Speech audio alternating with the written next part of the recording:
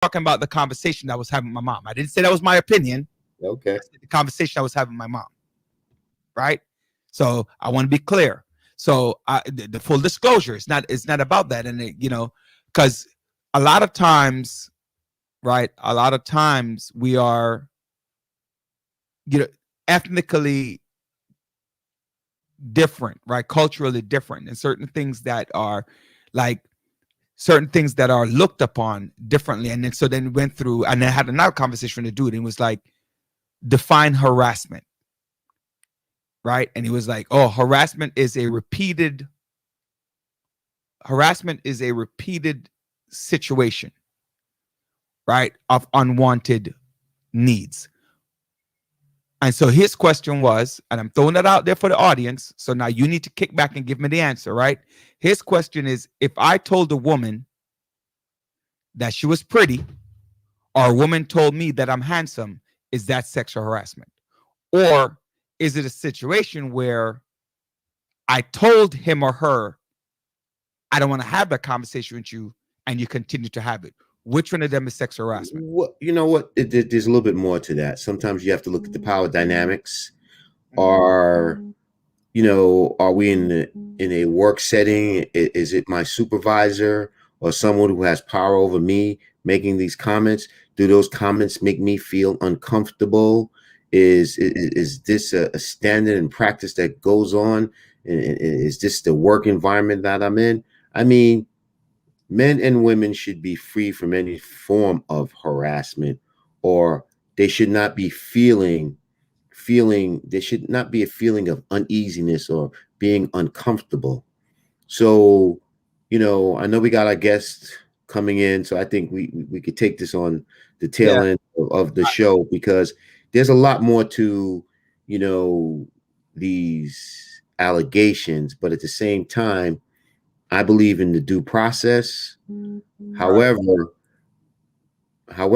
there are situations that existed in the past that reinforces what's being transpired at this point in time with respect to all these women. There's a common thread in this conversation, and it's the power dynamics. Yeah, so I just want to say hi to Senator Roxanne Prasad, who has joined us on the village. So, saying kudos. She's sending her. You join it. You don't call your family, but you're gonna join us on the radio, huh? All right, Dr. Prasad, you're getting cussed up by your countryman, right? Andre's looking at me because I think one of the things is like, let's get our guest on. So Andre, just bring him up on screen. All right, hey Nathan, how you doing? Hey, I'm doing good. How about you? Yeah, just now. You want to hear something funny, Nathan? Hey, can you hear me? Yeah, it's like the Kung Fu. No, it's like the Kung Fu movie. The words coming out of your mouth, but your lips weren't moving. Yeah, I don't know if you used to, back in the days we used to watch a lot of Kung Fu movies, and the guys go, yeah, that's what. Oh yeah, definitely. So welcome to the village. I'm Roderick Daly. Hello, good afternoon, everyone. Welcome to the village. This is Roderick Daly with our co-host John Sampson, right here with Nathan Bufford, who is who's joining us. He's from Buildabiz, and he just want to talk to us about building businesses. Yeah, that's right, Senator. Call him out, Senator. Right, call him out for calling you out. All right, John, you're gonna get in trouble. You're gonna get in more trouble than me. I'm telling you that up front. All right, you're gonna get in more trouble than me. I ain't getting no trouble. People know that. Sometimes I say stupid things. They don't know you to do that. You're muted, John. You're muted. John, you heard me. You're muted. We didn't hear you. I said family is family. All right, cuss him out. Yeah. Hey Nathan, so thank you for joining us right here on the village. Last week, you're part of a series of the village is all about empowering our community to build themselves, and how we plan to do that. And we do that through education. This show is all about education. Just want to make sure that if you have any disclaimer, you might want to state the disclaimer first. Our disclaimer is very simple. The opinions and thoughts shared on the show is not necessarily that of the radio station. Is just, it's just sometimes it's just our opinion, but it's not reflective of the show. So if you have any disclaimer, just make sure you do it now, right? Before you even start talking. No disclaimers needed. I'm definitely on board with you guys as far as on the educational thing, because that's what got me here to where I am now. It's by having that community around me to build up who I am today. So I'm definitely on board with it. All right. So tell the audience a little bit about yourself. So my name is Nathan Bufford. I've been a business infrastructure consultant for the last 9 years. I've been working with different industries, all the way from restaurants, t-shirt companies, banks, as well as construction companies and real estate development as well. So I've been around as far as building these businesses up, expanding and helping them grow. And one of the main things that I did find with some of these businesses, that a lot of these businesses, they're making money, but some of the foundational aspects are not in order that need to be. So what I did was establish a platform called buildabiz.today, which helps entrepreneurs and small businesses build up these foundations so they can expand and scale later on in their business. All right, that is awesome. Let me ask you right away.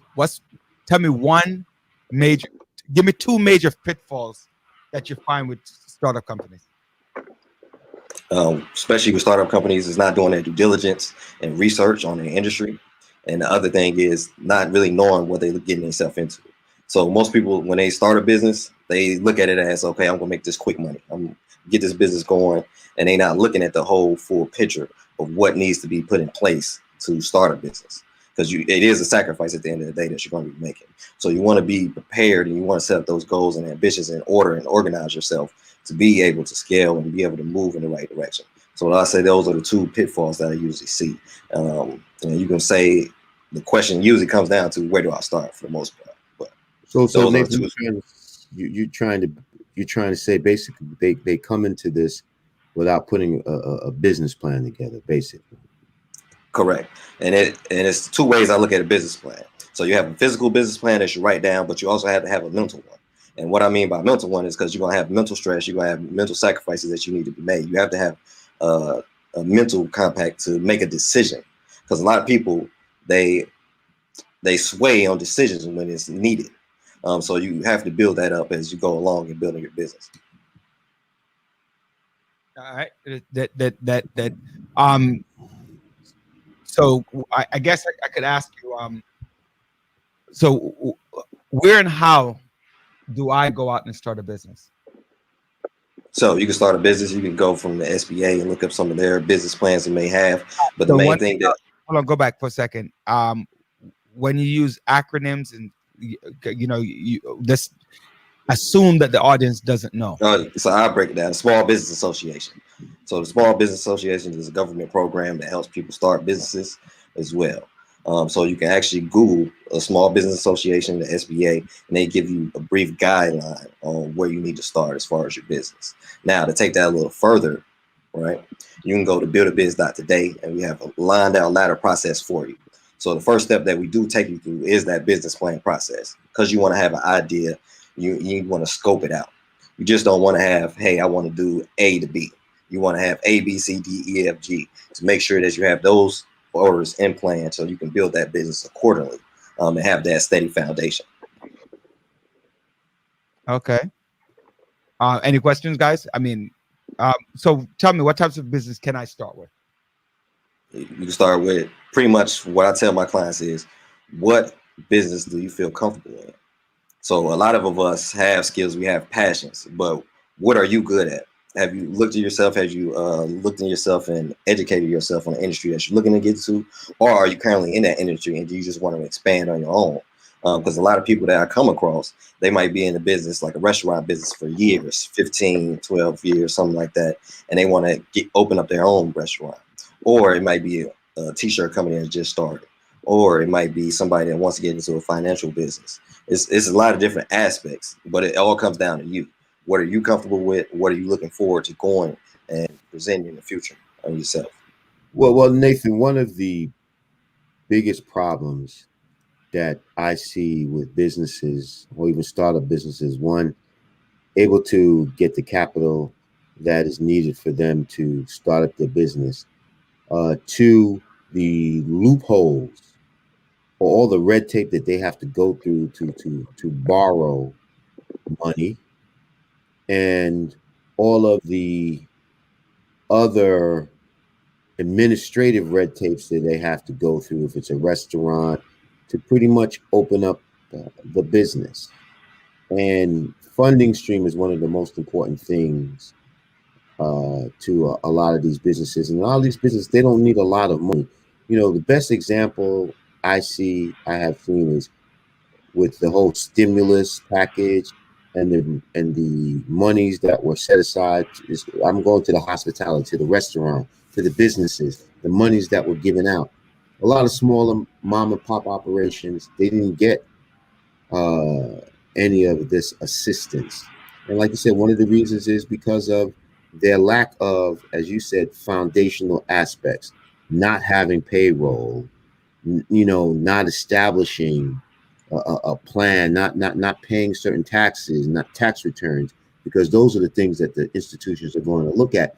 But if we had institutions like if we had a credit union who understands the makeup of the communities and the pitfalls, they can not put so much a concentration on those things that would be lacking for those bigger financial institutions. Yeah, and I definitely agree with that. And just to add on to what you're saying as well, it also comes back to that person individually. Because one of the things that I do find out with a lot of clients that do have businesses, their credit just messed up. So they say, where do I find these financials? Or where do I get this funding from? When initially it's already there for you. You just have to establish that personal credit. And then you can leverage that into your business credit. But also going into talking with credit unions and banking and financial institutions, you have to build relationships with them. A lot of people, they want to build relationships with 3 or 4 different banks, when necessarily you can just build it with one bank, build a great relationship with them.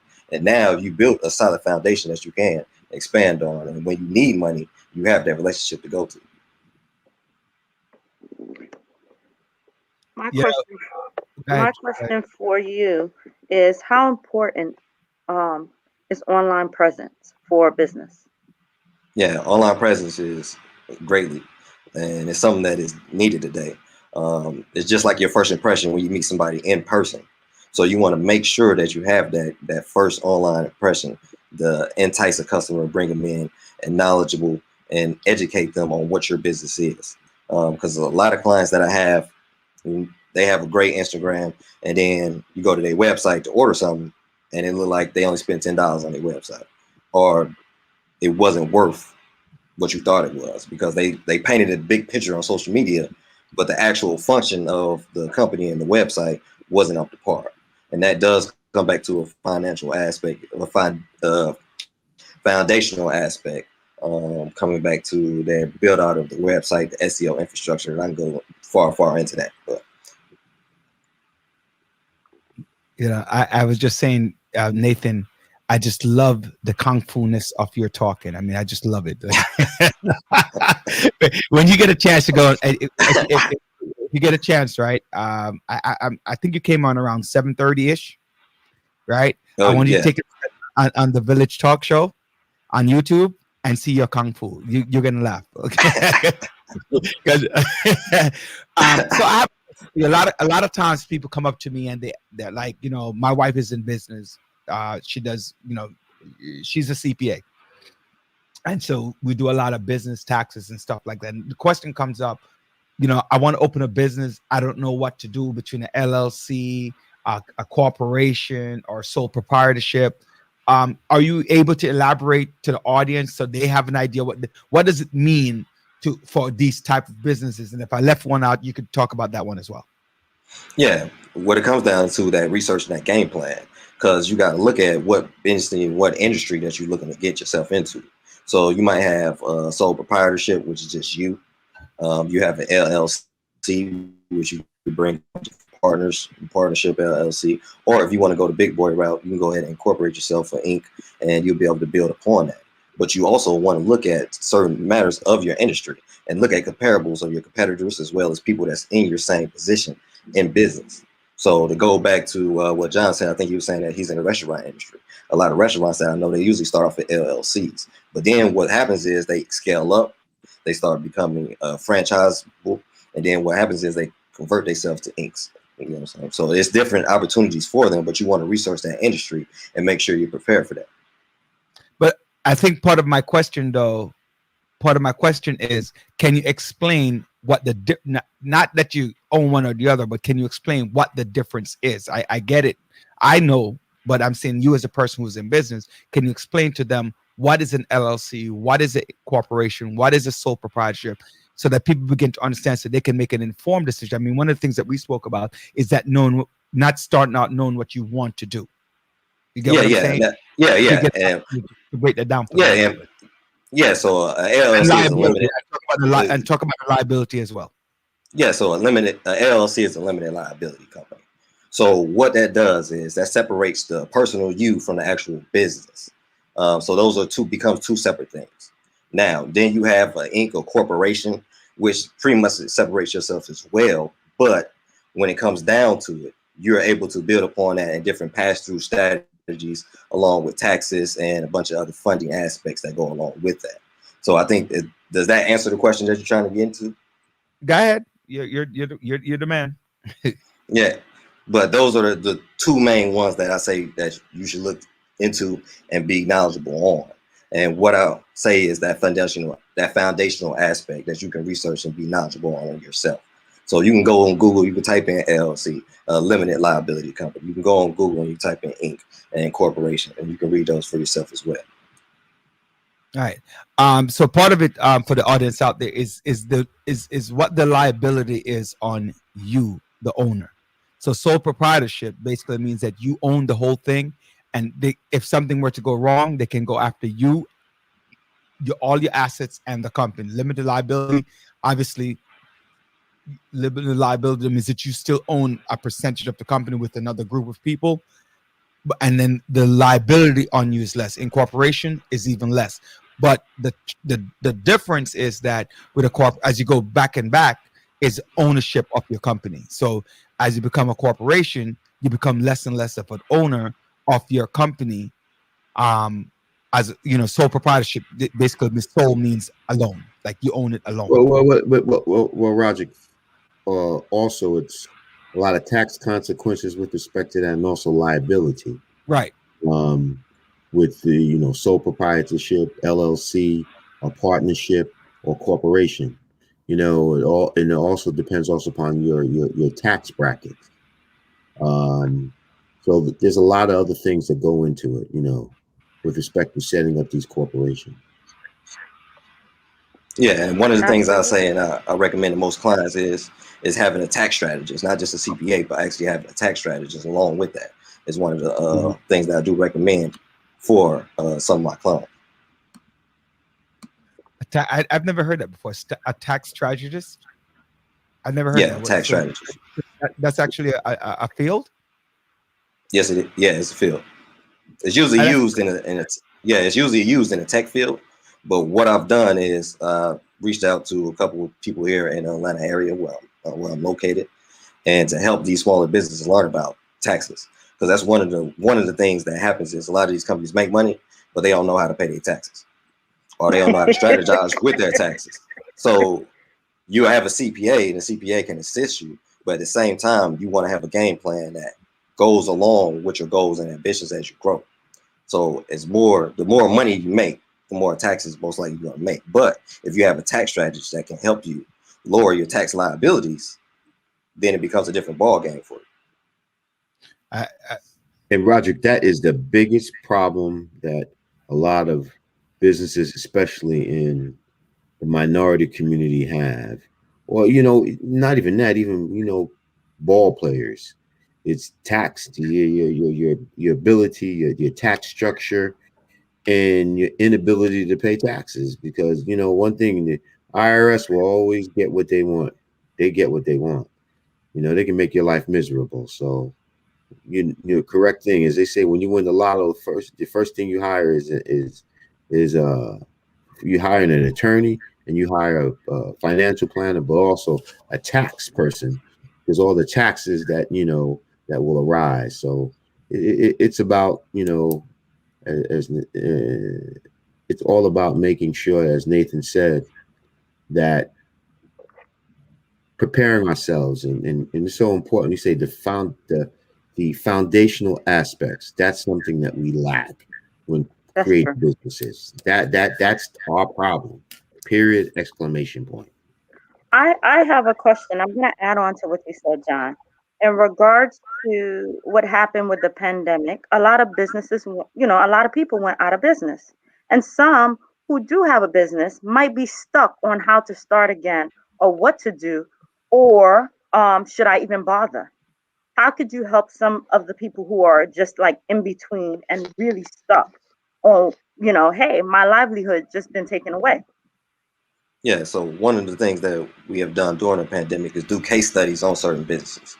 So to give you an example, we had a trucking company, GLA Trucking, that's out of Las Vegas. We did a full case study on them to find out exactly where they were stuck at.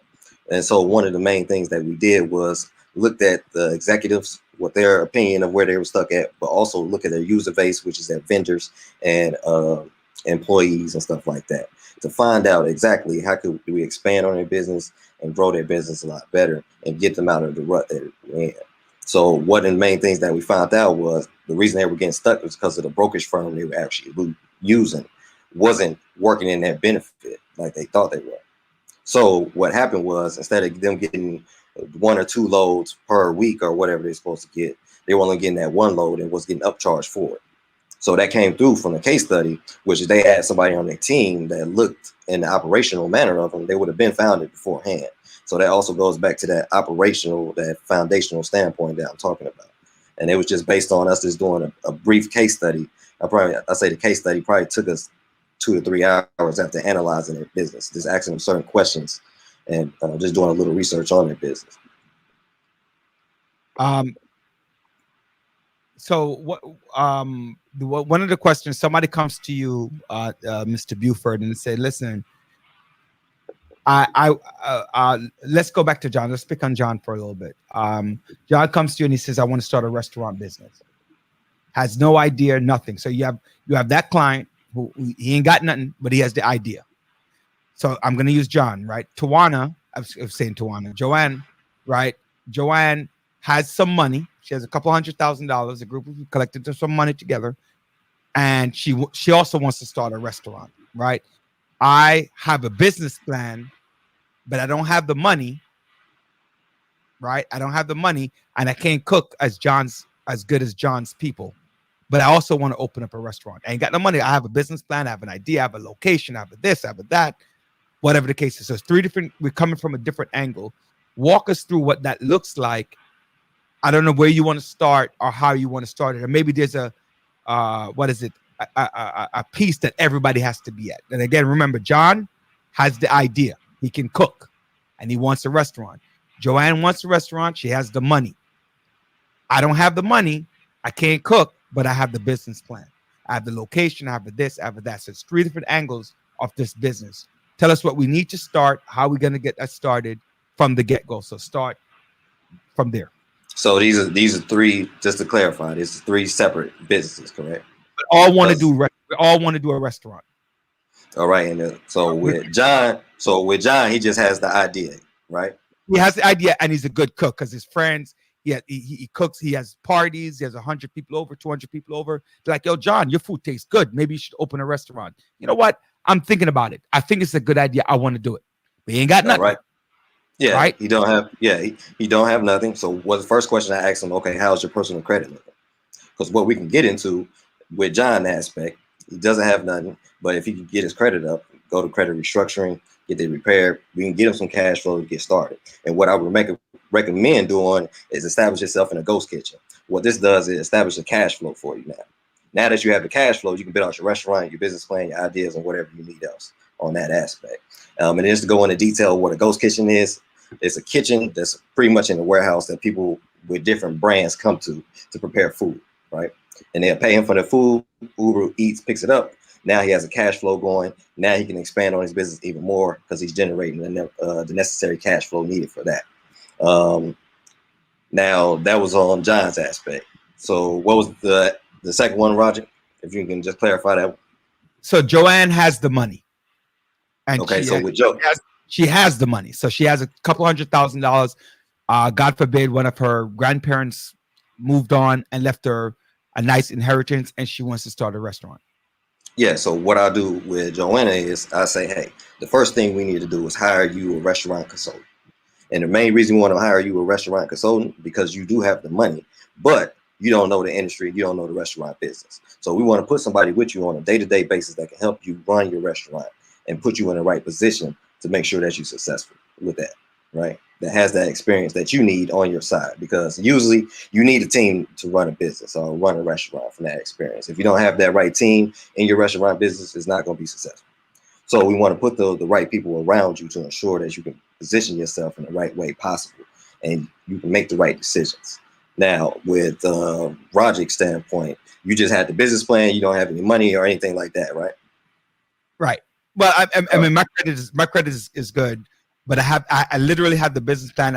I've sought out locations. I've done that, but again, I'm still daft to open up a business other than the business plan. So I'm coming to you with the business plan. So with your business plan, then the first thing we want to do is we want to figure out what financing do we need, right? Because you could be looking at locations, you could be looking at different restaurants, it's different size locations, different square footage and stuff like that. So the first thing we want to do is we want to narrow down everything to an organized plan and strategy. And we want to scale up from that point. And what I mean by scale up is, yes, you have the business plan. Okay, now that you have the business plan, we know you have good credit. Okay, we need you to get you financing. We need to figure out, okay, are we going to lease the building? Or are you able or capable of purchasing the building? I would recommend that you lease the building because it's less money at this time. And then you can build into that building that you need. Now, as far as the operational aspect, I would go back to that restaurant consultant as well and say, hey, let's bring in a restaurant consultant for you to help you tighten up this business plan and work in the direction that you're working in a lot better and a lot more efficient.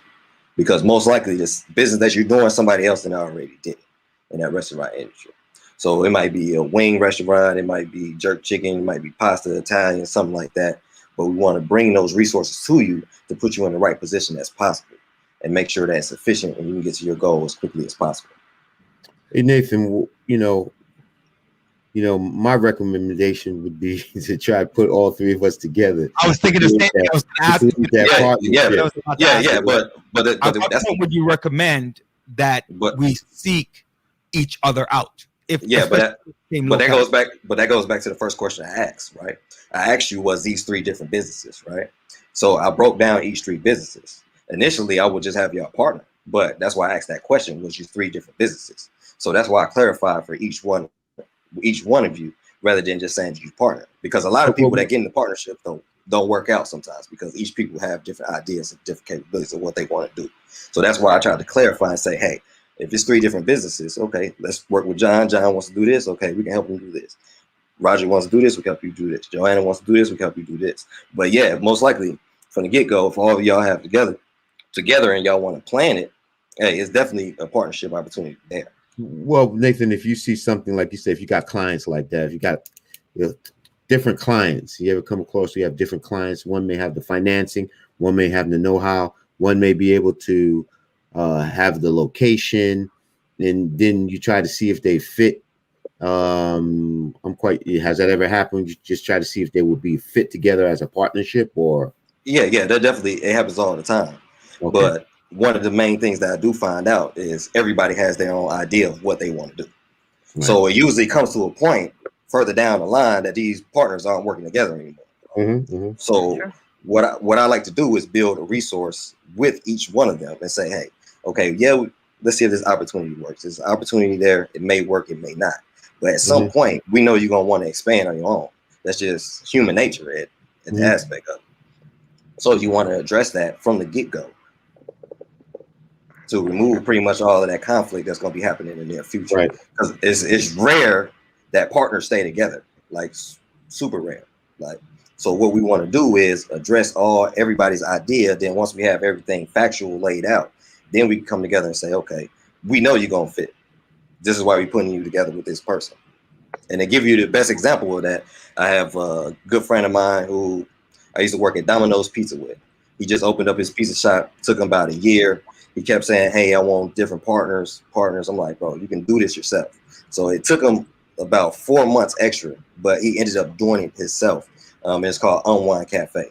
But he did have some financial partners that wanted to come on, but some of the deals that they were giving him wasn't just the right deal for him on a financial aspect. What is the youngest clientele that you have, and what success have they had? Right now I got a 17-year-old. He does about 600,000 a year. And his name is Magic Jack on Instagram. So what he does is he do magic events for commercial industries, big brands like Bang, and a bunch of other stuff as well. And then I also have another client who's 21. He does about $2 million a year, and he's in the ad business. So he does a lot of ad. One of his biggest companies was Purple Mattress. That's pretty much his biggest company right now that he does ads for.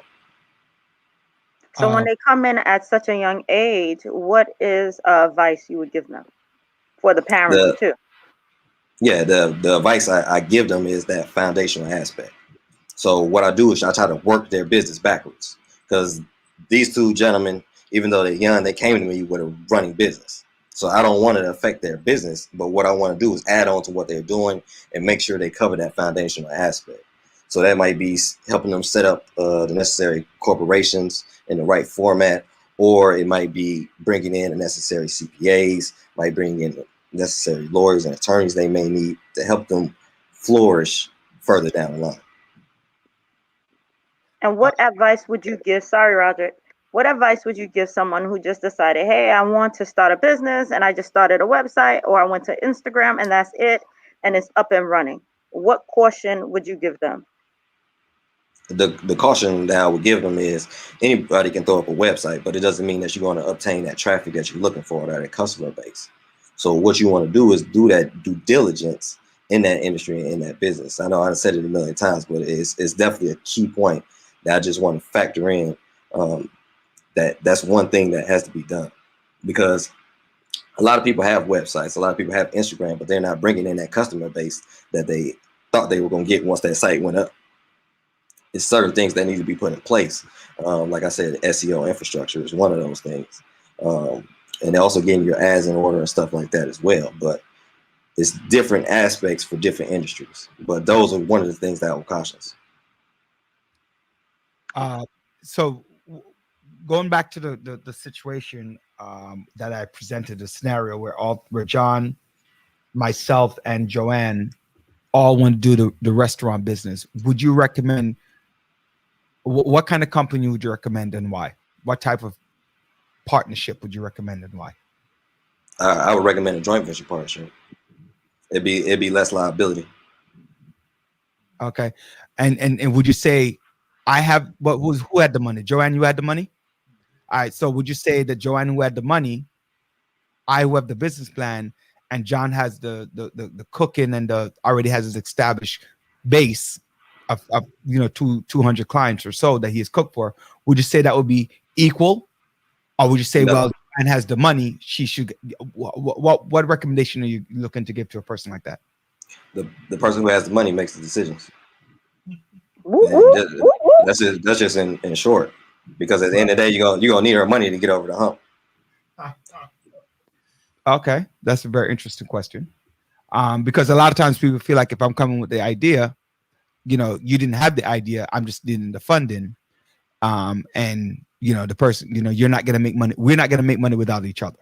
That's you're definitely not gonna make money without each other. But once it comes down to the person putting up the money is putting the risk into your hands, basically. So that person who has the money at the time is really the one that's making the decisions. Now, what I usually recommend, if in a joint venture situation, the person that's bringing the money, you may be able to work out a 51-49, but it's usually doesn't happen. That person that has the money usually wants the share of the profits until they get repayment. And then once they get repayment, then it balances out the equal shares, if you want to put it in that format. There's a television show. I can't remember the name of it right now.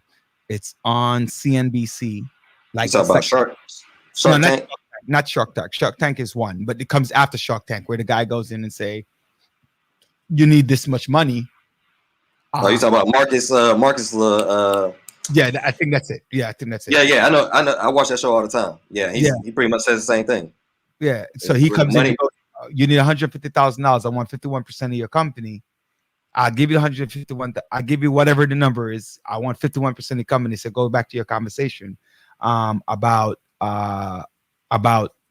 I control the purse, I control the business. So, I mean, people really need to hear that. Like a lot of time people, they don't want, that's where a lot of the partnerships fail, because they feel that you know, I have the business plan, it was my idea, right? And the other person says, well, it's my client, it's my this, it's my name, blah blah blah blah. And they don't understand that certain conversation. I think that I'm glad you shed a little light on that. Oh yeah, definitely. And I run into that all the time. And I know you probably, since you're in business as well, you probably run into that with a lot of people, just having conversations with people who've been in partnerships. And a lot of people, they try to do the 50-50 deals from the get-go, but those usually don't work out because the person that's putting up the money feels some type of way for the most part. It's rare that you have a person that put up money and feel comfortable with that 50-50 deal. But what you can do sometimes is to do a 50-50 deal on the actual equity share, but the profit share you change up on. So the profit share might be an 80-20 split to help them get their repayment of their funds quickly back. So it's different. It's interesting. I started a company about 15 or 16 years ago, and the company actually didn't make it because one person in the company didn't like the fact that I was CEO. So we forego millions of dollars because the person didn't want me to be the CEO. I'm like, what's wrong with you? I'm coming here with the funded. I'm coming here with this. You know this type of business, and you just need to do that. I'm the one making the money. I'm the one bringing in the money. You just need to do that. And that business folded. It folded real fast. Yeah, but that goes back to what I was saying about everybody has their own ideas and aspects of what they see for their own business. And even in a partnership, that's how they see it. So what you have to do is you have to predict that ahead of time. You have to set up that foundation that's necessary for you and then build upon that. So that's why I said the joint venture may be possible for some people, but you have to sit down with your business partner and say, hey, I'm willing to do A, B, C, and D. What are you willing to do as far as bringing to the business? And can we work this out in a mutual manner? Absolutely. A couple more questions for you. One of them is, how can anyone reach you? Let's start with that. I'm going to come back to that, but let's start with that. Yeah, so you can reach me at buildabiz.today. Once you go to the website, you can actually click on buildabiz.today. Yeah, .today. So buildabiz today. Yep. Wow. So it's not .com, .net, .org. It's buildabiz.today. That's interesting. I never heard of today as a that link. First time I'm here. Yeah, so you can go to buildabiz.today. Just click on the contact us, and you can schedule an appointment with me or one of my staff members as well. But most likely it'll be with me, depending on what appointment that you do schedule. So. Okay, that's all right. That's cool. That's kind of interesting. Good evening, everyone. Thank you for joining us right here in the Village. I'm Roderick Daly, your host. I'm here with co-host Jumaane Bryan and our co-host John Sampson, who's hanging out with us. They talked to Nathan Bufford from buildabiz.today, talking to people about how to start a business, what to do, where to start, everything else that goes along with that. You can call us 718-841-9980. Call us right here in the studio. You can send us an email at villageshow30@gmail.com. You can watch us on YouTube at The Village Talk Show, or as usual, right here on Facebook. Connect with Dr. Bryan, Dr. John Sampson, Roger Daly, Andre Doman. We're all connected right here on Facebook, so you can listen live, and you can listen to us on 92.1 GD Radio FM and TuneIn Radio at 92.1 GD Radio on TuneIn, as well as Radio Jamaica up there in the Bronx, all over the world. So thank you for joining us right here on The Village. So welcome back, John. So build the biz. That's BUILDABIZ, right? Yep. .today, Correct. right? And to set up an appointment to meet with you. How is your business different from the Small Business Association? So what my business does is we focus mainly on just the infrastructure and the basics of that foundational infrastructure that you need to implement. So what we look at, like I said, is where do you start? That's our main niche. The SBA focuses on a guide plan. And what I mean by a guide plan is they'll hand you out a business plan, but they're not going to give you the details on how to structure that business plan. They'll give you financial resources, but they're not going to give you the details on how do you need to structure those financial resources to build upon your business. And that's what makes us different. So what we do is go more into detail of that aspect that they're bringing to the table. We just add on to it and add our resources as well. And also what we try to do is localize those resources to our clients. So to go back to an example I said with GLE, a Las Vegas trucking company, we put in touch with a local CPA. We got them in touch with a local lawyer. We got them in touch with a local tax strategist as well. So we try to localize it as well based on that and based on your industry and based on your business. Another question. Give us testimonial. Tell us about one of the business that you helped to start up. And the biggest testimony is myself. So with buildabiz. Besides you, but yeah, let's hear about you. Yeah. So just no, because the reason I use myself as a testimonial, and I got a lot of others as well, like Unwind Cafe, GL Trucking, which is out in Las Vegas. We have Athena Creations, which is a mobile boutique. She sells purses, jewelry. She does on her own. Also got a construction company, a leads company. That leads company did $13 million last year. And leads is from an experienced gentleman in Orlando, Florida. I also got a private equity firm that does triple net deals. So I help them restructure a lot of their things as well. So I'm vast in different industries. But the main reason I use buildabiz as a testimonial is because everything that I teach and educate the clients, I went through myself. I'm just the type of person, if I haven't done it myself, I cannot present it to somebody. That's just morally not right to me.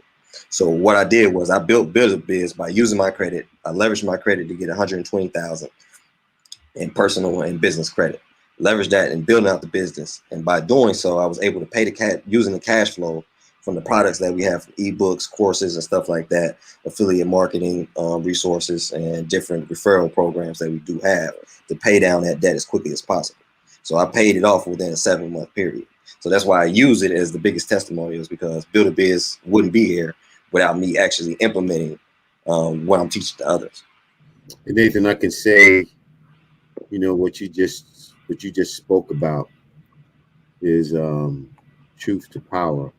But most of all, you just showed how you established that foundation, which gave you the leverage and allowed you to springboard when you become a successful business. So you're right. The best example is experience that you went through. Mm-hmm. Yeah, definitely. So I need your help, man. We all need your help. You know why? Can you help us? Yeah, and we'll talk off the air about that, because but we definitely will need some guidance on certain things that we are actually doing here at the radio show. But the reason why I wanted to talk about testimony, because a lot of times people are enamored by money. Oh yeah, right? definitely. And so when you give a testimony, like you talk about the company that's now make $13 million, or you're talking about the 17-year-old whose annual revenue, right, is 600,000. People understand numbers, right? And I think the 21-year-old who's at $2 million, right? Yeah. In whatever industry they're in. People need to understand a couple of things. And Joanne asked a good question back when she's talking about somebody within this pandemic and how do they make it, right? People have to understand that there are monies out there if you have the right persons working behind you. Like for me today, getting a tax strategist is not even something that I ever thought about, right? Because my wife is a certified public accountant who does deal with taxes, right? And so that to me is a good point, and things that you might not be sleeping on. our next guest is early. Yeah, so I appreciate that. No problem. I definitely appreciate all of you as well of having me on your show. Thank you for sharing your knowledge. We really appreciate it. We will be in contact. Trust me. Yeah, We'll definitely be in contact, man. Definitely. If you don't get anybody else at all, you definitely get the village. As somebody to talk to him. Andre will work on setting up an appointment with that. So, ladies and gentlemen, good afternoon. We've been talking to, yes, my producer's telling me our time is up. I see you, Andre. I see you. But sometimes when you're having a good combo, it's hard to cut it off. But definitely. We've been talking to Nathan Bufford. If you missed it, check us back on the Village Talk Show on YouTube. Check us out on Facebook, talking about how to build a business from scratch and what to do. Talking about some success story, knowing what's going on, paying off his debt, $120,000 in 6 months, 7 months that we're done with. Yeah. And what you can do to gain money. A lot of us want to make money, but sometimes the work is there. And so we appreciate you, Nathan, for joining us right here on The Village. And so, again, ladies and gentlemen, you can shoot us an email at villageshow30 if you have any questions for Nathan or any guests for that matter. All right. God bless. And thank you, Nathan, for joining us. Thanks, Nathan. No problem. Thank you. I definitely appreciate it. All right. Thank you. Our next guest is on the air. Our. Let me just give him a nice little shout out. The guy from Grenada, the Spice Island. Our public advocate from New York City, Jumaane Williams. Jumaane, welcome to The Village. You're joined here with your host, Roderick Daly, your co-host, John Sampson. Our co-hostess is Dr. Joanne Bryant. The Village is all about the community, educating the community in how to live a healthy, safe, and financially capable life through education. Success comes at any time, any age, any point. And that's what the show is about. How do we do things to make ourselves extremely successful? What's going on in politics? What's going on out there? And again, public advocate Jumaane Williams, welcome to The Village. Peace and blessings, Rudy. Senator, good to see you. Glad to see you. Doc, good to see you as well. Thank you so much for having me. Yes, spice all up and down my blood. I appreciate that shout out. And especially glad to see you every time I can, Rudy. Peace to you. Trust me, man. I every time I see you, I'm excited. I'm excited because I know you're still out there doing great things and advocating for the people. You got a close call with the lieutenant governor, so I know you're going back for that. I know you. Yeah. I know you're going back. Don't pretend like you're not. I don't know what we're gonna do yet. Uh-huh. I will tell you, in my this is my 11th year in government. The most fun I had was running for lieutenant governor. I had a blast, and I fell in love with this state. It's a beautiful state. I know John probably knows more than anyone how amazing it is. The differences and whatever you want, from urban centers to farms, you can find it in New York State. And believe it or not, the issues look a little different, but they're all the same. And what I found is most folks were looking in Albany for help that wasn't coming, whether it was transportation, which may be public transportation, or just the roads or the schools. It was very similar. And that was one of the things that struck me. But I don't know what I'm going to do. I know we shook them up. We almost got them. For those who don't know, I raised about $300,000 for a statewide election. And we went up against my opponent's $3 million plus the governor's extra $7 million. And we got more votes than any other non-white candidate ever in a primary. We got the third most in a statewide primary. Unfortunately, the first two were the people we ran against, but that's all right. Yeah, you know what? But you know what? Kudos. John was on mute. John was on mute, but I think he was trying to say something. Yeah, John. Yo, brother. Great job, man. Great job. I just want to commend you for the work you've been doing, but most of all, the way you stay to the ground, man. You hear the beat of the people.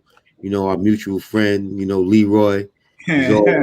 He's always doubting you, man. And what I respect is when the small people call you, you call them back. So, you know, that's, to me, that shows the testament of not an elected official, but most of all a statesman. You know what I'm saying? So, you know, whatever future endeavors you have, you know, if you want to run for governor, whatever you want to do, man, always just remain the same person you've always been, humble. You've always been humble. And as long as you continue to do what you're doing, you know, your mother won't let you do otherwise. We know that. That's a fact. You know that. I know that fact. I pray that she is well, because she has always been there for you. Always there for you. So, you know, just stay who you are, and the sky's the limit, man. The sky's the limit, man. I appreciate you, man. Thank you. And yeah, definitely shout out to Leroy Morrison. Keeps the city moving in more ways than one. But I don't know if there's small people, but I try to just remember everybody I see on the web, I'm gonna catch them on the way down. So I got to make sure that I keep in touch with anybody, because this election stuff come and go, man. I'll be out of a job after one day, and it's my people who make sure I'm fed, and my people who make sure I got a home. So I never lose sight of that. I appreciate that. You have a race this year, actually. It's what I heard. What is it? One opponent you got? Tony Herbert? Technically, we have 3. I suspect 1 or 2 of the 3 will make it. Probably Tony will get on the ballot. Maybe Theo Chino. They both run several times for the seat, so they know what they're doing. So I expect they'll make it on the ballot. What's the number that you need to make the ballot?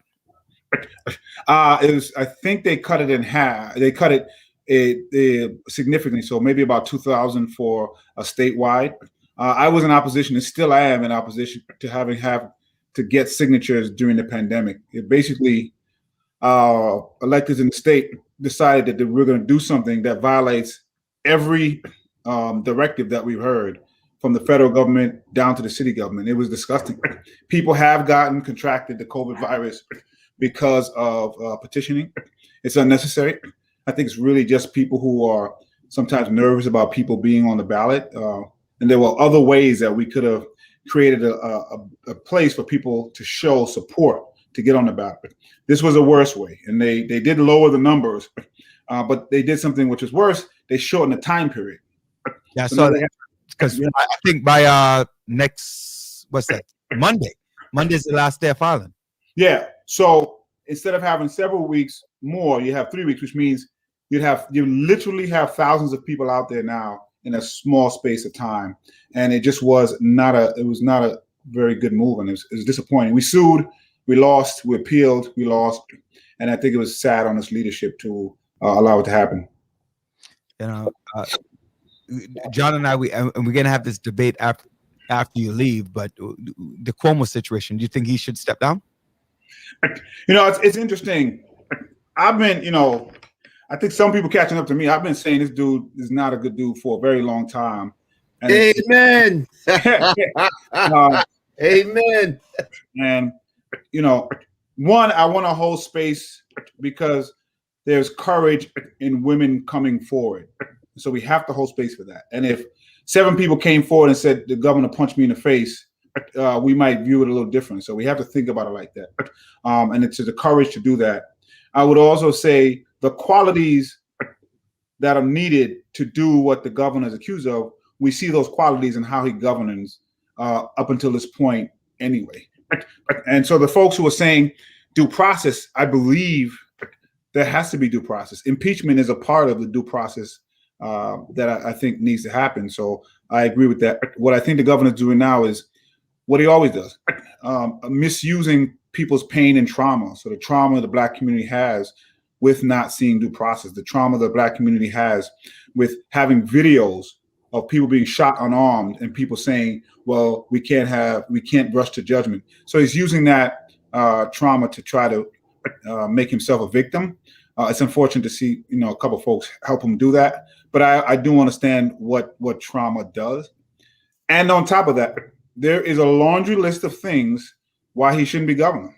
The nursing home scandal, the Buffalo billions. By the way, there are many Buffalo billions that I learned about when I ran for lieutenant governor. The Moreland Commission. Some of those things are criminal. And then you look at the fact that he just was not what he appeared to be. And so he has some celebrity factor now, and he made people feel good during the pandemic with the Emmy-winning performances. But in between those performances, factually, all of the data shows, the articles show his decisions were terrible, especially at the beginning, and we lost lives because of that, primarily the Black and brown community. So he hasn't been a friend to these communities. He's back around now because he needs some help. But even though we've been traumatized, we deserve better, and we should demand better. Just having a saxophone, being able to play saxophone, or I just want to jump in if I can. And honestly, I'm no fan of the governor. While in office, I've had my own run-ins with him. I know what he can do. I know what he's capable of doing. And one thing I won't do, I won't kick someone when they're in a vulnerable position at this point in time. You better than him, because he would. Yeah, you know what? And he did. Not that he would, but he did. No, I totally agree with you on that. That's the difference. And as I said, when we were talking about humility, man, and this is something that he lacks. And some people, I hate to say it, is chickens coming home to roost, because he knows how he has treated people throughout his governorship. He knows what he has done. He knows that he has used the press to leak, to sick them on his adversaries. But most of all, irrespective of all that, I believe in due process. I believe that there is an investigation going on. I will wait for the results of the investigation and then make a determination. Just because I may not like the way in which a person goes about governing does not. I don't think he doesn't deserve any less than what everyone deserves, the due process.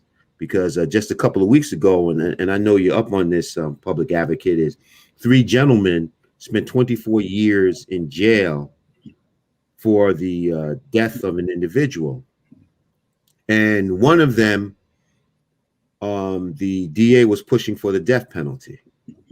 As a result, 24 years later, comes to find out that they never committed the crime. So, in Queens, if in fact the death penalty was administered, what would we be saying to his family at this point in time? So, I reserve judgment, and I agree with you. He runs to the Black community to show him support. But my question is where is that support when times were good? Where was that support? It was waffling back on certain issues, and the governor knows that. His support of the IDC, when the Democrats had the majority, he supported the IDC, which prevented a lot of these reforms from going into place at that point in time. So there's a lot of stuff with this governor, but at the same time, I believe he deserves his right to due process. He deserves his right to investigation. But man, it always seems that it's us Democrats who always want to say resign, impeach, but the Republicans always stand strong. They always stand strong, and that's a deficiency that we have, man. I do have the same thought on the last comment about we as Democrats have a great tendency to say you need to quit, you need to step down, you need to do that. And whereas look at I almost said a bad word on the air. Trump talked about groping women before he got elected, and still got elected. And the insurrection, and they still wouldn't impeach him. The Republican, they stood by him, right? So this is true. I do want to say one, and I agree with almost everything the senator said. And I do want to make sure we don't, like, people are comparing this to Emmett Till, Central Park 5. That's madness. That's just disgusting, and so we shouldn't do that. But I do agree that there should be due process. So I don't want to take that away. And I actually hope, irrespective of what happens, resign or not, the investigation should go forward. Because we need to have that investigation go forward. I believe impeachment is actually part of the due process, to be honest. And I want to, I'll keep saying that. But I do want to say, and I'll continue, I've been saying he should be gone for a while. So this is not a new thing for me. And I think there's a lot of basis why he should. He's just been getting away with it for very long. And one of the reasons I'm ramping it up is obviously what's happening. This is a very important budget, probably the most important that any of us have ever seen. And having a man like that in charge at this time, I think is very detrimental. We've seen how bad it can be. And so I'm worried about that. The comparison to the Republican Party, it's a good one, but I just want to remind folks that allegiance, that blind sheeple allegiance, almost ripped this country apart. Not almost. Not almost. I wouldn't even use the word almost. It is ripping the country apart. But hey, to be cynical also, hey, man, when the governor is such a bind, now is the time to extract everything that you want. Yeah, I mean, I was the same thing, John. Like, you need to get this budget. You need to get this budget. Maybe, hey, listen, so I hope the checks he's cutting some of these folks are really big, but they often pale in comparison to who he is once he gets what he wants. There's a lot of things going on WhatsApp. I've been hitting the WhatsApp thing, and there's the misinformation, the conspiracy theorists on WhatsApp, and feed into the fear and the ignorance of others. So one thing, there's a black dude that goes out. I don't know if you got this WhatsApp. I don't know if John and Joanne, if you got this WhatsApp, where the black dude is basically saying, Trump has placed this woman to talk about Governor Cuomo because the new governor will come in and fire the AG. And I'm so telling people that the governor, right? The governor cannot fire the AG because the AG is an elected position, and she has to be impeached or resign, right? But he can, I guess, talk about what it is that she can and cannot do, but he really cannot stop her from the investigation. Is that true, false? What's in there? Talk to us about that. I mean, I always operate from this point of view. I never say that anything is impossible. Zombies coming out, I don't know that it's impossible. I try to go from it's highly improbable. And right. So a lot of things that we hear is it's highly improbable that the governor has put 7 people out. I think it's now 8 to do this. So, I mean, sorry, that Donald Trump has put 7 people out to do this and leaked and made the nursing home scandal, which I'm not sure, sadly, I'm not even sure if this would have gotten as much wings as it has, because very often when women complain about this, it doesn't really get wings. So I don't know if it would have gotten the wings without the nursing home scandal that actually weakened the governor right before that. So I think it's what those conspiracy theorists are highly improbable that is the case. And what we see happen is just what's happened. And as you mentioned, A.G. James can't be easily removed. In fact, the governor was in the same position not too long ago when it came to another elected official who was going through some of this stuff. And you may not want to say it, but I remember when he was running for when David Paterson was governor, and David Paterson issues came up, and my oh my, the governor was very involved in making sure those issues came up. Mm-hmm. And when I ran and people saw, I don't know if folks remember, like a couple of days before, there were some things leaked, and before that they tried to get me on some debt, and then especially the debt stuff had Cuomo's machine written all over it. So I'm not sure that Lieutenant Governor had the apparatuses to do that. There was an article, it was at least 6 times where the governor, without any facts, more than what's here now, has told people they should resign. So he's pretty hypocritical. Has told elected officials they should resign. So a couple of comments came up. Our public advocate, one came from Olivia Magro.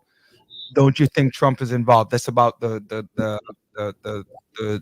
government thing. And I agree with Senator. One is innocent until proven guilty. So let's wait on the investigation before we hang Governor Cuomo. He's not above the law and will be held accountable if his actions are proven. Right. I want to say there's a comment here that says, "Look at Trump, and he wasn't even tried." So there are a couple comments that's floating around. I don't want to compare this to Trump because Trump is a disgusting human being. and his leadership shouldn't be what it is that we compare to. I do agree that people are innocent until proven guilty, but the Black community has a particularly affinity with the Cuomo name, and he also presented leadership at a time, at least visually on TV, that made people feel good when there was no other leadership. And so he's also benefiting from the celebrity status. When we hear about celebrities who've done things, we tend not to believe it. What I want folks to remember is he has not been a friend to the Black community. We deserve so much more than what he has given to us. The numbers of how the coronavirus, you look at Governor Inslee in Washington and you compare that to Governor Cuomo in New York, you will see how terrible he actually was, even with his Emmy and his book deal. Remember George Bush and Mission Accomplished? This man wrote a book in June while he was lying about the nursing home scandal and people were dying. They weren't all, because everybody suffered, but they were primarily Black and brown. And so what I'm hoping people will do is get past the celebrity and get past some of this stuff and really look at the facts of what happened. He has not been a good governor long before the pandemic. Matter of fact, if he had done some of the things that the senator was trying to do even way back when, some of our communities wouldn't have been in the position they were to have been impacted the way they were impacted. And so even besides this, which I think is enough, but even besides this, there's a list of things that he has never been held accountable for, that everybody knows that he did.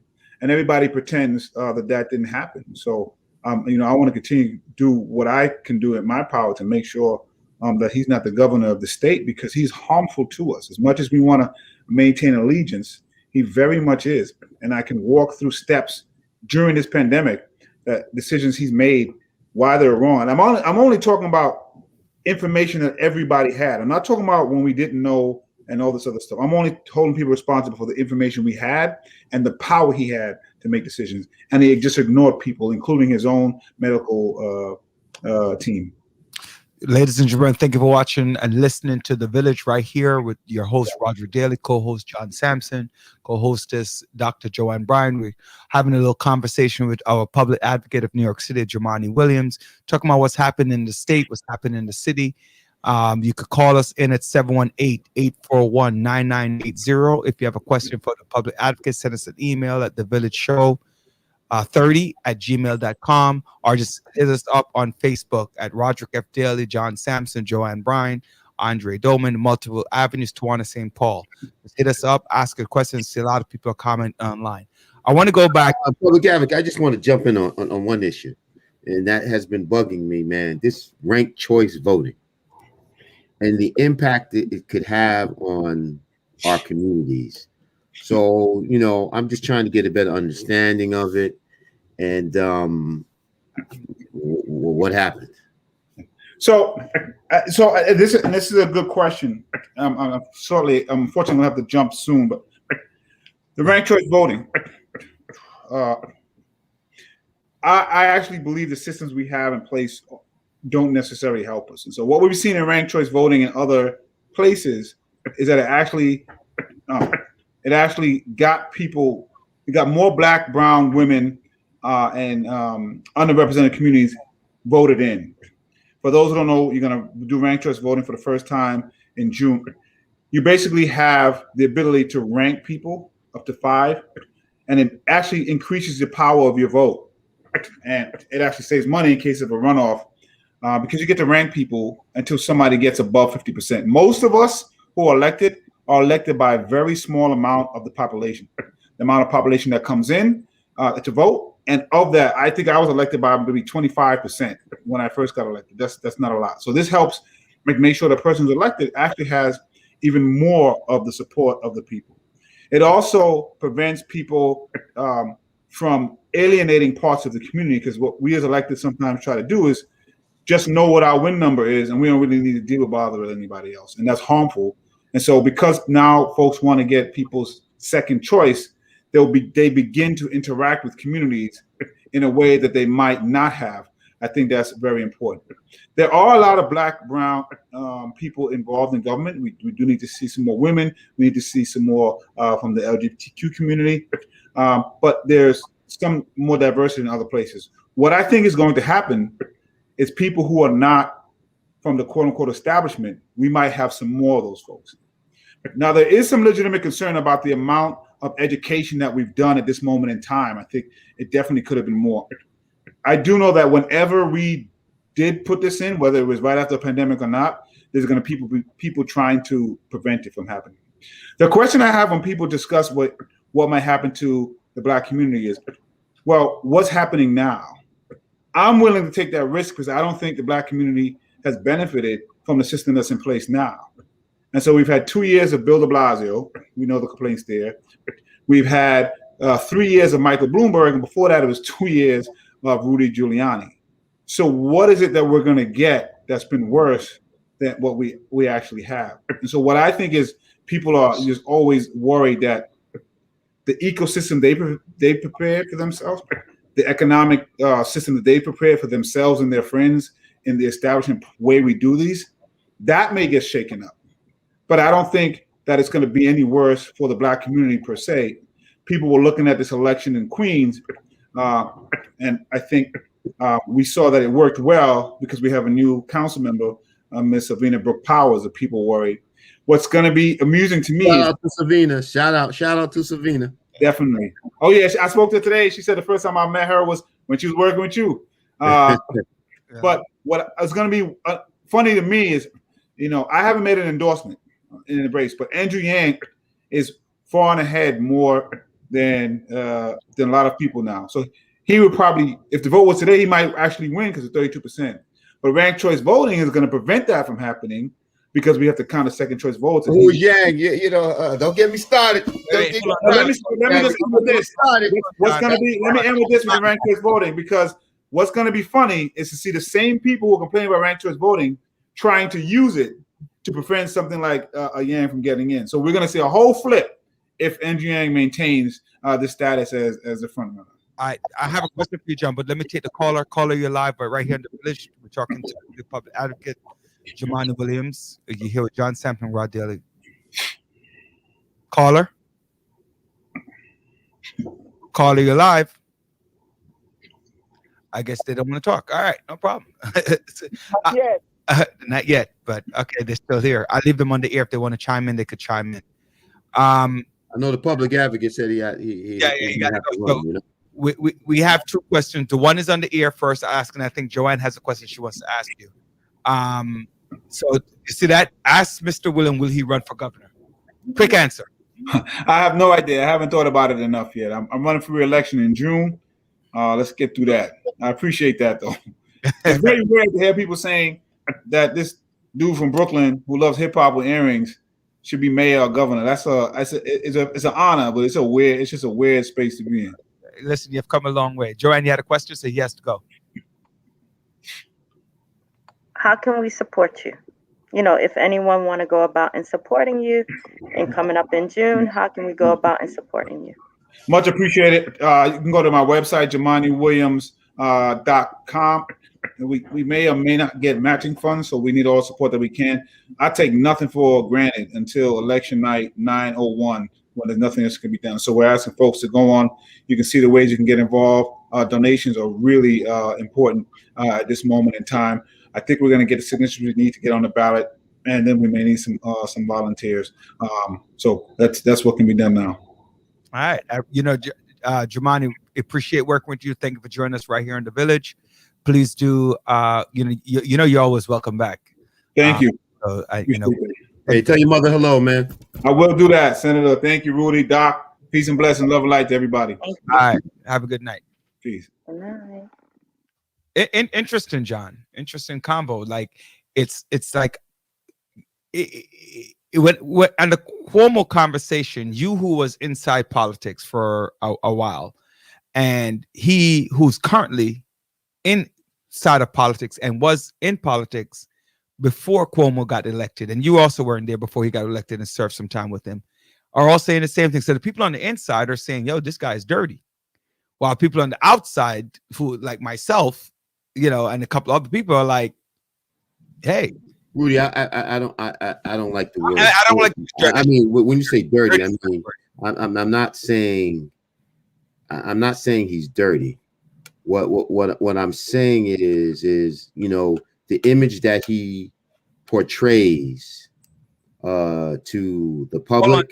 Hold on, John. Hold on. Yeah. Olivia, the Georgia legislation just passed SB 241. Do you believe other bills will follow? What is SB 241? You just, so can you just explain that while John is going through what he's saying? Go ahead, John. Finish up. Yeah, I mean, what I'm saying is that the person that the public sees as the governor is not the person who I saw and who others seen behind the scenes. So, it's just like a lot of times when women date a man or men date women, you see the representatives. But once you get past that representative phase, then you see the true person. So, irrespective of what I think or my dealings with the governor, I still go back to he deserves a right to due process, to go through the investigations, because I myself have been there, and I know what it's like, and it's lonely. It's extremely lonely, and just going through what I've went through, it's a lot of soul searching that you have to do. So, hopefully this gives the governor an opportunity to search his soul. And at that point in time, it makes him understand that God does not make mistakes. This is all about a lesson, and hopefully he learns from his lesson. And most of all, he learns the people who have his back. And, he comes to the Black community, wants to get that support. But at the same time, a lot of his policies were not indicative of his relationship that he has with the Black community. We have lived up to our end in supporting him, but he hasn't lived up to his end all the time in supporting the issues that really impact our communities. So going back to Olivia's point is, and I'll just read it for those of you who are listening. The Georgia legislature just passed SB 241, which does the following. One, and before I even read it, ladies and gentlemen, we have not read it yet. We're just reading what's on the screen. So if you know more about it, please do forward information on to us. Just came about as we're on ear. I mean, I'm just seeing this information as it is on ear. So is everybody right here from the village? So if you have a comment on it, please let us know. The Georgia legislation just passed SB 241, which does the following. One, criminalize the use of private buses like church vans, transporting individuals to polling places. Two, outlaws handing out food and drinks in long voting lines. Three, eliminates no excuse absentee voting. Four, substantially reduces weekend opening of voting sites. And her opinion is that Georgia isn't alone. This is one of the 253 bills currently under consideration across 43 states that is aimed at voter suppression. Rudy, but I think irrespective of this legislation, although the governor still has to sign off on it, but most of all, some of this has to have clearance from the federal government. So, they can implement all these rules, but if they violate the federal Voting Rights Act and things of that nature, a lot of these things will be struck down, and then we go to the Supreme Court. My problem is that when I'm seeing this, and this is my conspiracy theory here that I spoke about earlier, is that there is a significant amount of voter suppression, especially in Black and brown communities. And what I find a lot in my little short stint in the public eye is that Black and brown communities have a greater tendency, not all, but a greater tendency to be more reactive than proactive, right? Meaning that, the bus lanes are in your community, you're going to be upset about it when you see the construction guy the street guy goes out and he's putting the bus lane, then you go like, where's this coming from? I don't want this in my community, or things like that. And then they might react later until it's really affecting them. And that's just from the naked eyes. It's and again, sitting on a lot of communities and my involvement in politics and stuff like that. So I'm concerned that they might not be reaching out to their senators, to their congressperson to address this issue, right? Because think about it. If this law was passed in Georgia, how did this happen? We're not involved. We're not involved until election time. Hey, Doc, I think the reason these rules were enacted because we were involved during election time. Yes, I agree. They underestimated the power. Of I'm talking about these rules being what Stacey Abrams did. One thing, she went out there and got people to register to vote. But most of all, sometimes, I think laws like this will stimulate the people of color to actually go out and vote. It always seems the rules, once we learn the rules, we learn them and then we know how to use them. People always want to change the rules. So they always want to change the game. Mm-hmm. But we always have to remember it's very basic. This game is very basic. Register to vote. And vote. That is it. They cannot stop you from voting. They can put all the obstacles in the way. They were obstacles. But Joe Biden is President Biden because of the majority of individuals in those urban communities in Wisconsin, Philadelphia, Arizona, Georgia, Pennsylvania, that came out and voted in record numbers. In droves. The Republicans were totally caught off guard, and can do it. I don't understand why they were caught their pants down. They were told that more Democrats are going to come out and vote. They didn't anticipate the numbers that were going to come out in those urban areas. But what's funny, John? You know what's funny? A lot of Republicans, to me, is hilarious because a lot of Republicans voted absentee ballot just to, you got to say in 2016, he didn't win the popular vote in 2016, but he won the electoral vote in 2016. And so he himself had over 15 million more votes, right? The Democratic Party had 17 or 18 million more votes, but the Democratic Party had 15 plus million. And we're going to go ahead and think that a lot of those were from absentee votes just the same. Because when they were counting ballots after, November 3rd? After November 3rd, and they were counting ballots, it wasn't just Democrats that were getting numbers. The Republicans were getting numbers. You get what I'm saying? There's this question on screen that says, Sophia asked, if he's removed, will he be replaced by a Democrat? And how does this affect the balance of power? Yes, he's going to be replaced by the lieutenant governor, which is now it's Kathy Hochul. And she's also a Democrat. So if he's removed, he's replaced by a Democrat. If she's removed, what is it? The Senate, the head of the Senate becomes the governor? Who's third in line? You're muted, John. Muted. Third in line would be the speaker. The speaker of the council, right? Of the assembly. So Carl Hastings, yes. would be third in line to become the head of the state. But they're all Democrat. So the Senate, the governor, the lieutenant governor, the head of the Senate, and the head of the assembly. All branches of state government are Democrats. All branches. All branches. They're all Democrats. So whoever will take over will be a Democrat.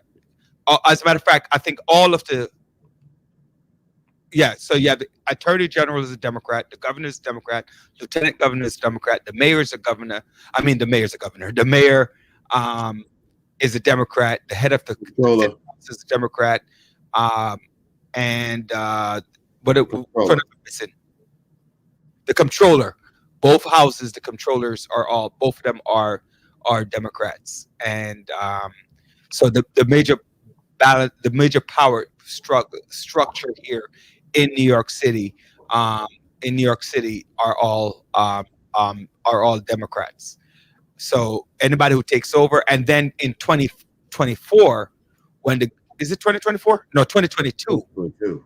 Yeah, next year, the the the um the governor's mansion is up for re-election or election, and then at that point, then you could have a change in power. And I see Eddie wrote that De Blasio is eyeing the governor's office, so that could be true. That could be true. We don't know that. I know that he and in the public, I don't know what it's like behind closed doors, but in public, they're not friends. So they have a certain, and again, that goes back to my comment about earlier, where it said people are on the inside are not necessarily in agreement with the governor. So, what else? So what do you think about that, Doc? What do you? I see. What are your thoughts, Doc? About who? De Blasio running for the governor? I didn't say that, but you did. It's gonna be a long road ahead. Is all I have to say. Yeah. Long road. I think change is necessary overall. I think newness is important. I understand that. I understand it. Maybe we can get Rude Boy to run for governor. You know what I'm saying? He would upset the apple cart for sure. Absolutely. I think he would definitely do that. But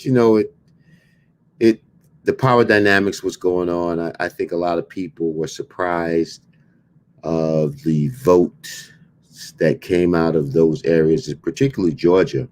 I mean, they were amazed that two of those Senate seats went to a Democrat. Yes. And they're upset about it. They're minority. They're upset. The minority became the majority, and as a result, let's change the rules and let's inconvenience them a little bit more so they don't come out to vote. And that's where I pray people don't stop. Right.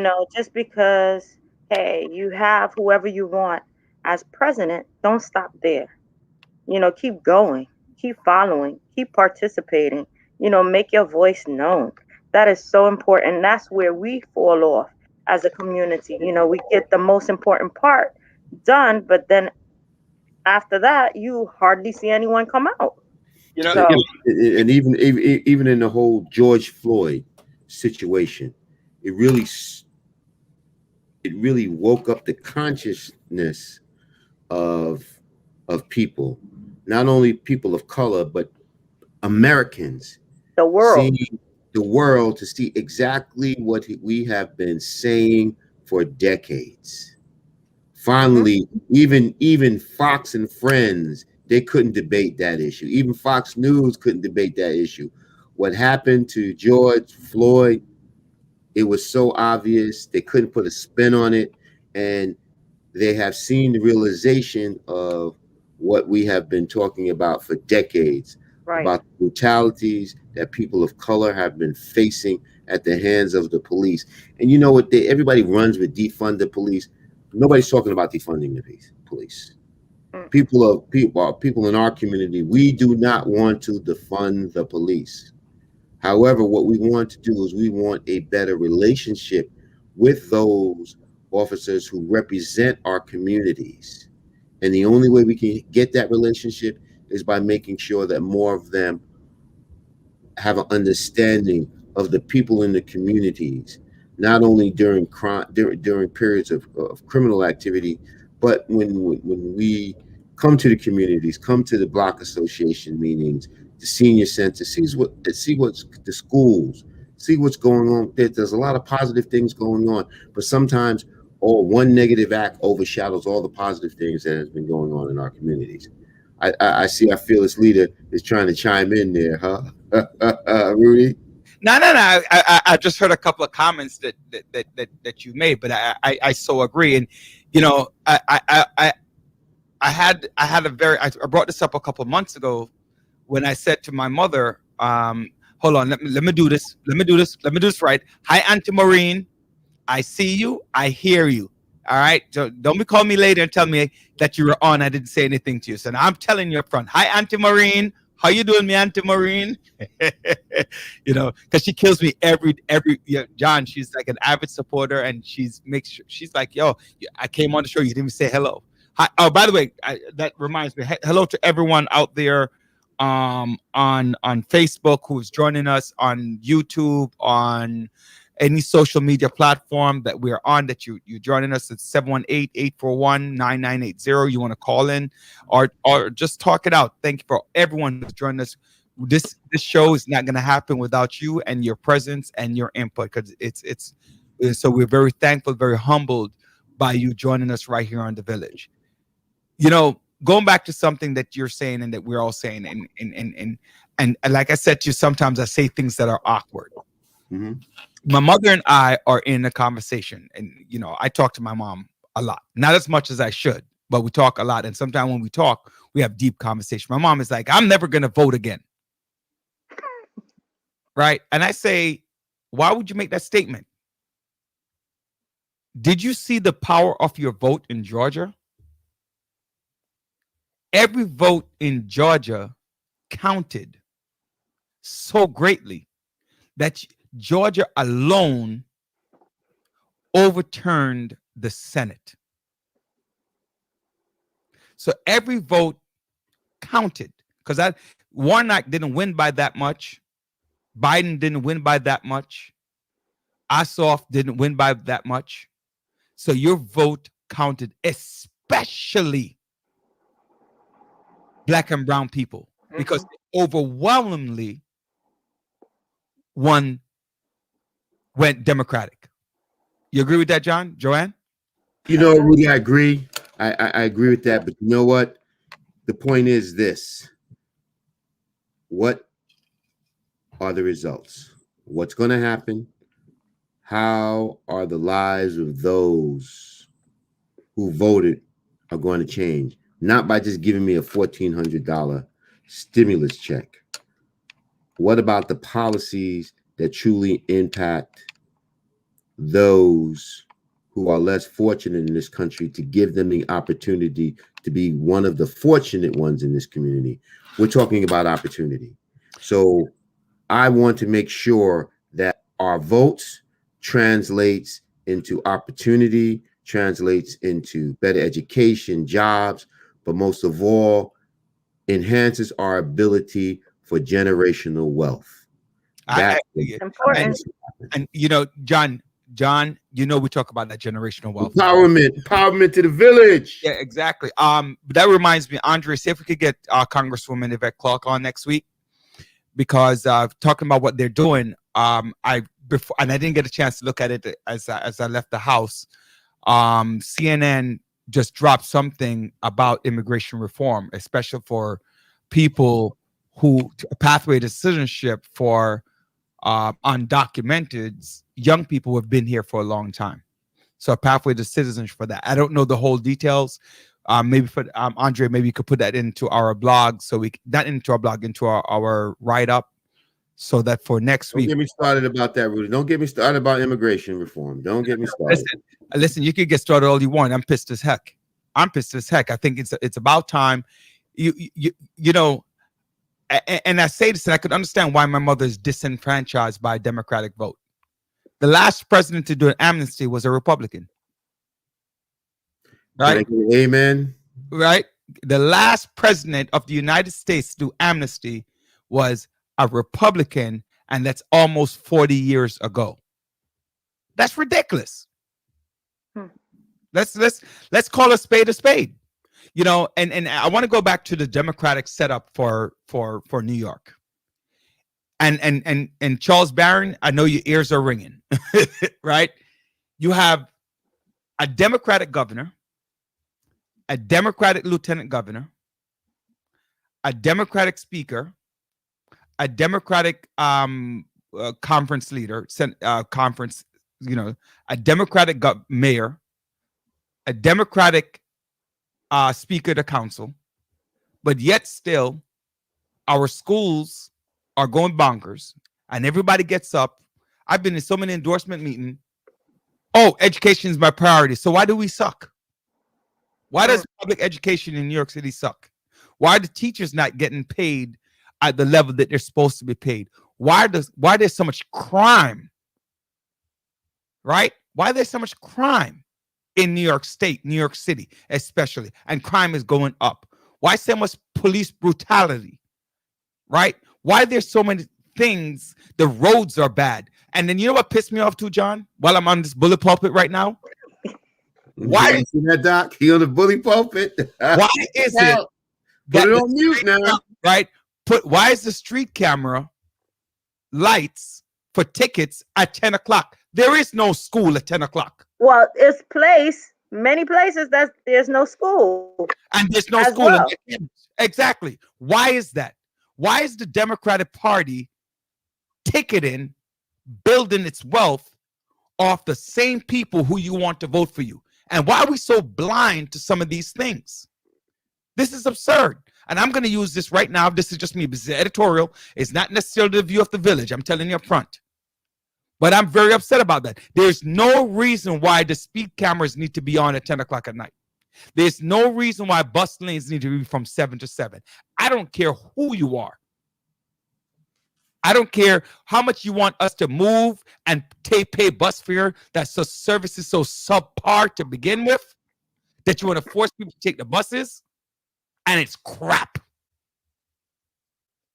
Right? And then you're taxing the poor communities. Why don't you fix the houses?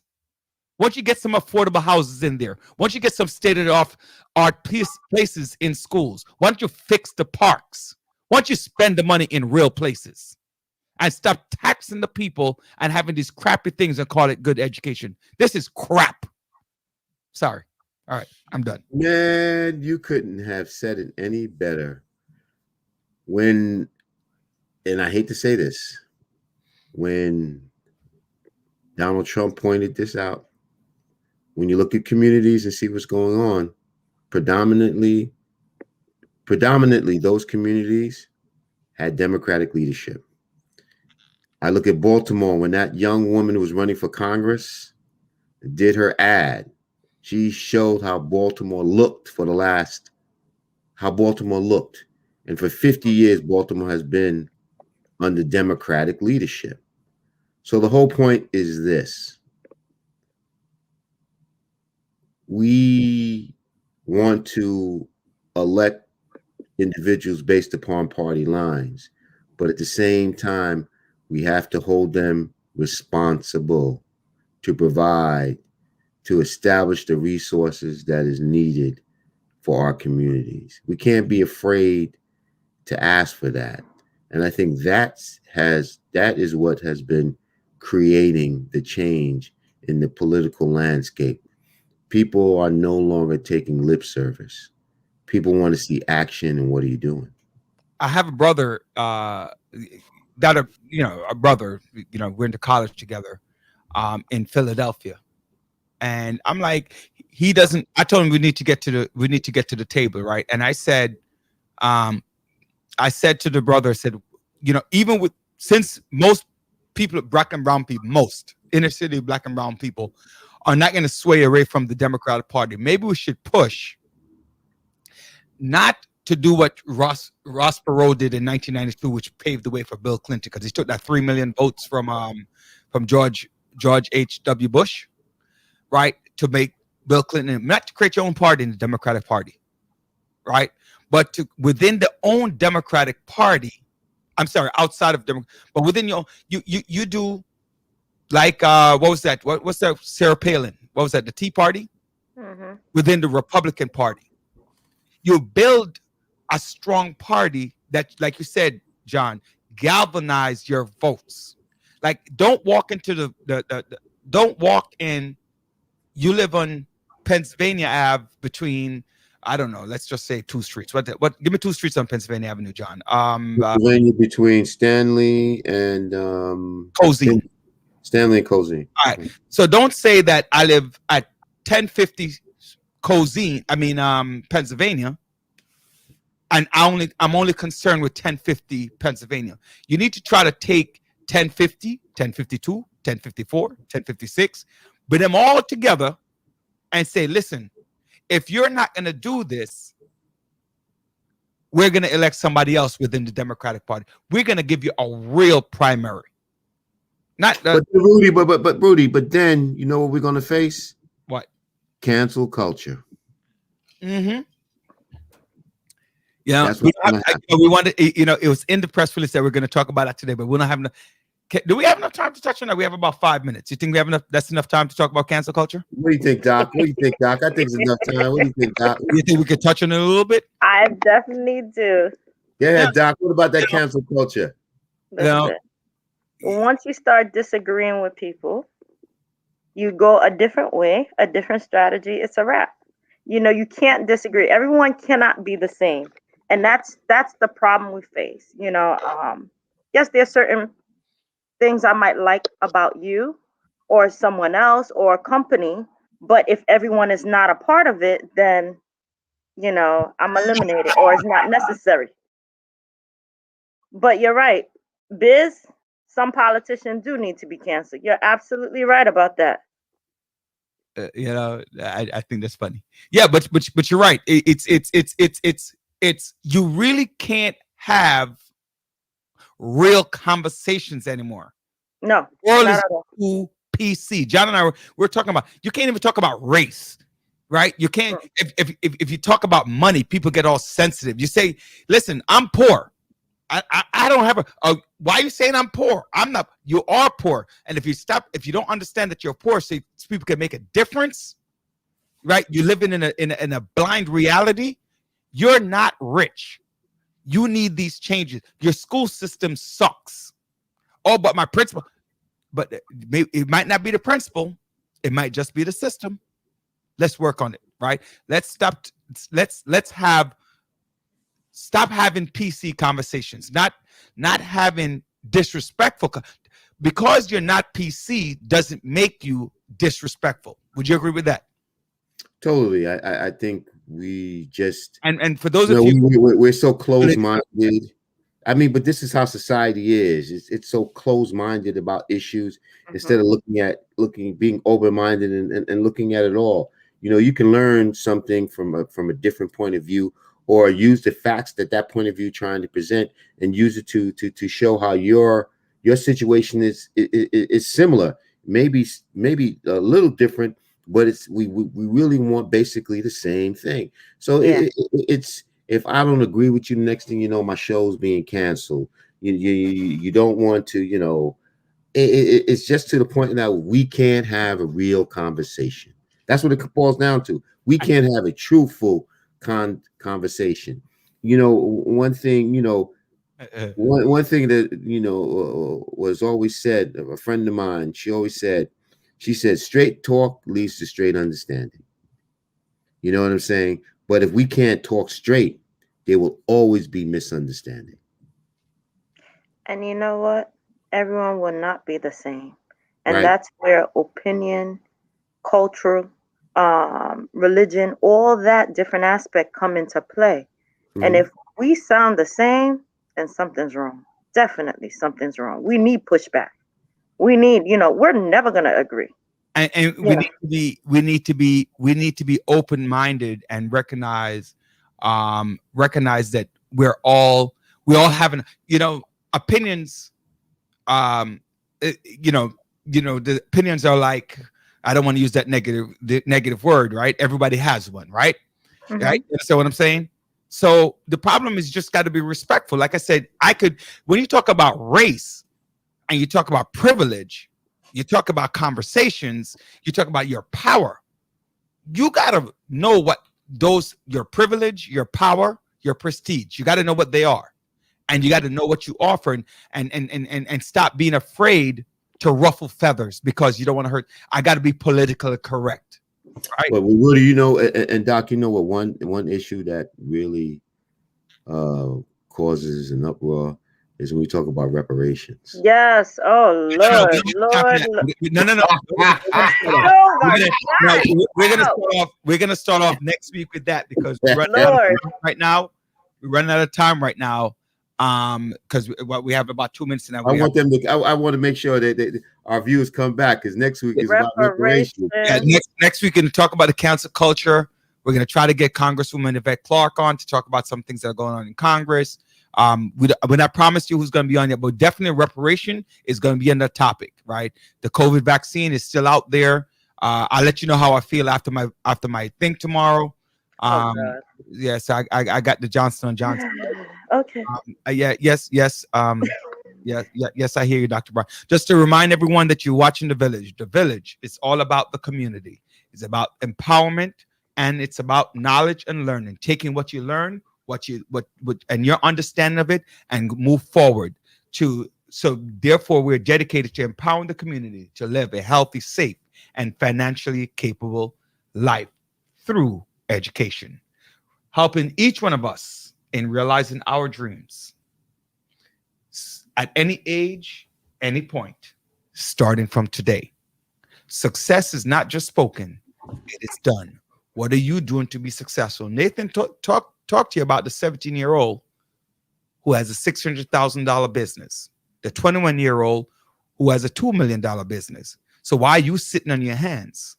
Because what? You're scared? Let's get it done. Thank you all the viewers out there, all of you for joining us right here on The Village, whether you joined us on Facebook,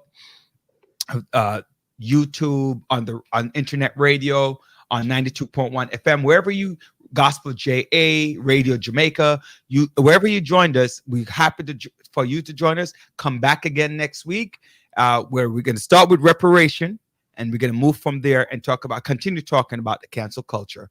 Send us an email about any topic you want us to discuss. The Village Show 30, the Village, just Village Show 30 at gmail.com. And let us know the topic beforehand. You have a nice guest out there that you might want to bring on, whatever it is. We'll talk to them. We'll see what's going on. And for that, enjoy. And by the way, happy belated St. Patty's Day. We didn't say that, John, at the onset. And anybody who's celebrating a birthday this week that I might not have missed, happy birthday to you. And next week, anybody having birthday up till next week. Any parting words? Be safe tomorrow, sir. That's my parting word to you. Yeah. Okay, Miss Conspiracy. All right, good night, ladies and gentlemen. Peace. Thank you for joining us. Take care, everyone. All right, good night.